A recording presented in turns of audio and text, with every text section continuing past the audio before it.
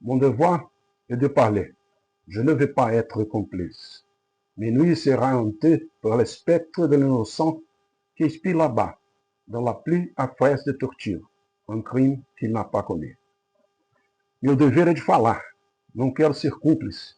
Minhas noites seriam atormentadas pelo espectro do inocente que paga na mais horrível das torturas por um crime que não cometeu.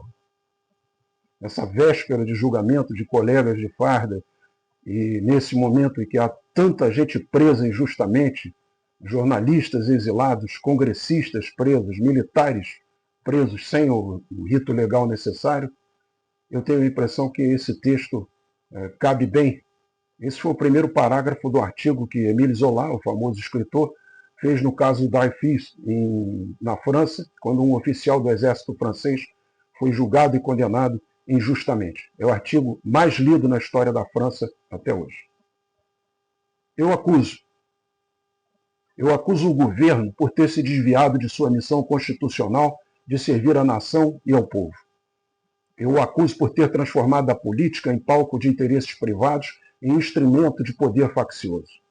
Eu o acuso o governo por vilipendiar a soberania popular, instrumentalizar as instituições contra a sociedade e reduzir o Estado a uma máquina de perseguições e tráfico de influência. Eu o acuso por tentar impor pela força, mediante censura e repressão, um regime de inspiração comunista a um país cuja sociedade é conservadora, religiosa e defensora do livre mercado. Eu o acuso por alinhar o Brasil no cenário internacional a ditaduras e organizações terroristas, traindo a tradição de nossa política externa de defesa da liberdade. Eu o acuso por antagonizar-se com um aliado de primeira hora em maior democracia do Ocidente, dos Estados Unidos da América, ao lado do qual nossos soldados derramaram sangue na Segunda Grande Guerra. Eu o acuso ainda por retirar o Brasil do grupo de nações que repudiam o Holocausto judeu, manchando a memória dos mártires da barbárie e negando o valor universal da dignidade humana. Eu o acuso, enfim, por ter lançado o Brasil à divisão, à miséria moral e ao desprezo de si mesmo. Eu acuso o Congresso Nacional por sua covardia diante dos abusos, por sua omissão diante da tirania e por sua cumplicidade silenciosa com a corrosão do pacto constitucional. Eu o acuso por ter se transformado em mercado de interesses, em balcão de trocas, em vitrine de vaidades. Eu o acuso seus parlamentares por renunciarem à virtude republicana, por se curvarem ao cálculo de ocasião, quando deveriam ser guardiões da soberania e ser a voz legítima do povo. Eu acuso o Supremo Tribunal Federal por ter traído sua vocação de guardião da lei. Eu o acuso por ter substituído a Constituição por interpretações de conveniência, usando a toga como escudo para a arbitrariedade. Eu o acuso por desprezar a letra da lei em favor da vontade pessoal, por transformar a justiça em espetáculo e a jurisprudência em instrumento de poder. Eu o acuso por ter destruído a confiança do povo na imparcialidade da justiça, reduzindo o direito ao capricho de 11 indivíduos. Eu o acuso pela ruptura da imparcialidade que constitui a essência de todo juiz, por condenar cidadãos honestos enquanto absolve e liberta corruptos confessos e por julgar processos de escritórios de seus próprios familiares, despindo-se vergonhosamente da ética e do princípio da suspeição.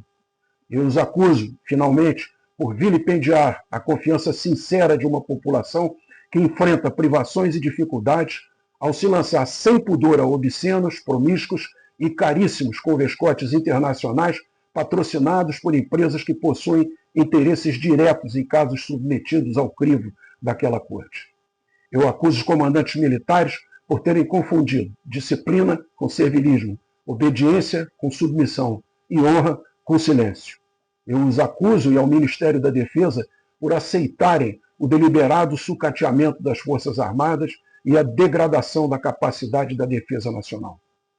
Eu acuso o comandante do Exército pela perfídia de 9 de janeiro, quando velhas, mulheres e crianças foram enganados sob a promessa de liberdade e entregues a prisões indignas.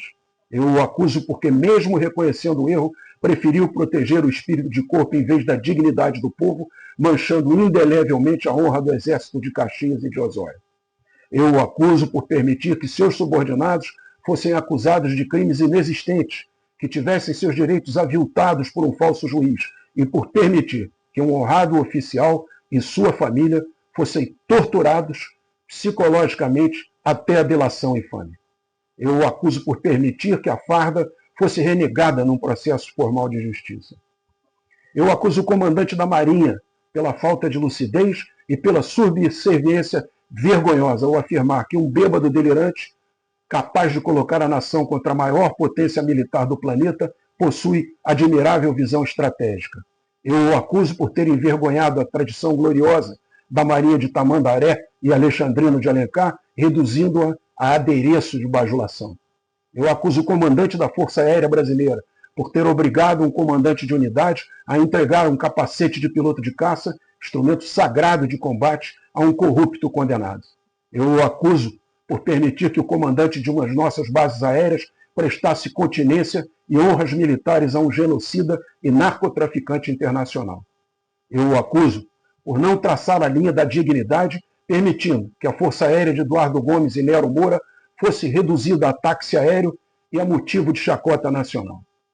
Eu acuso as elites brasileiras por sua indiferença, por seu apego a privilégios e por sua covardia moral.